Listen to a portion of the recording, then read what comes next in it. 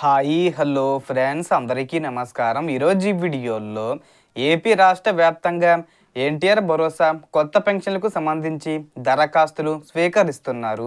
ఈ పెన్షన్లు ఎవరెవరు అప్లై చేసుకోవచ్చు, అలాగే 50 సంవత్సరాల పెన్షన్స్కి సంబంధించి ఏమైనా దరఖాస్తులు స్వీకరిస్తున్నారా, అప్లై చేసుకోవచ్చా అనే వివరాలు ఈ వీడియోలో తెలుసుకుందాం.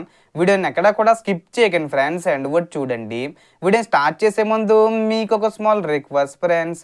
ఏపీ గవర్నమెంట్ నుంచి పెన్షన్దారులకు సంబంధించి మరియు ఇతర పథకాలకు సంబంధించి ఏ చిన్న అప్డేట్ వచ్చినా మీరు మిస్ కాకుండా ఉండాలంటే వెంటనే మన ఛానల్ని సబ్స్క్రైబ్ చేసుకోండి.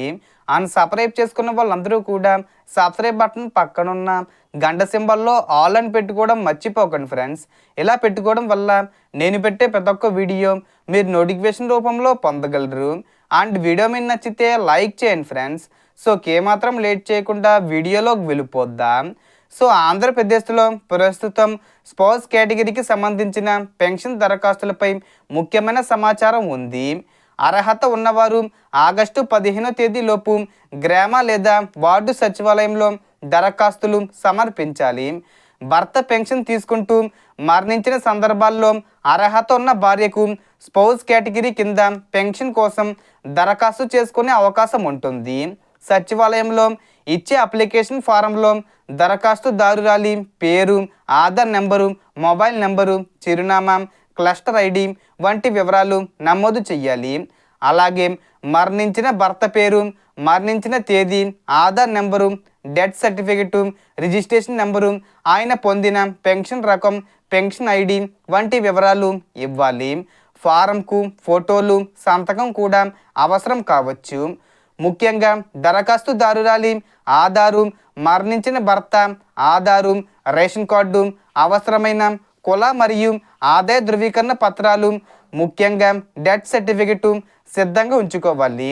దరఖాస్తులు సమర్పించిన తర్వాత సచివాలయం అధికారులు డాక్యుమెంట్లను స్కాన్ చేసి ఆన్లైన్లో నమోదు చేస్తారు.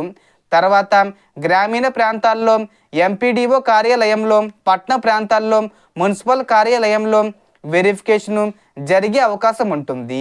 అవసరమైతే ఫీల్డ్ వెరిఫికేషన్ కూడా జరుగుతుంది. ఆ తర్వాత కేవైసీ కోసం పిలిచే అవకాశం ఉంటుంది. కేవైసీ పూర్తయిన తర్వాత అర్హతను బట్టి పెన్షన్ జాబితాలో పేరు చేర్చే ప్రక్రియ జరుగుతుంది.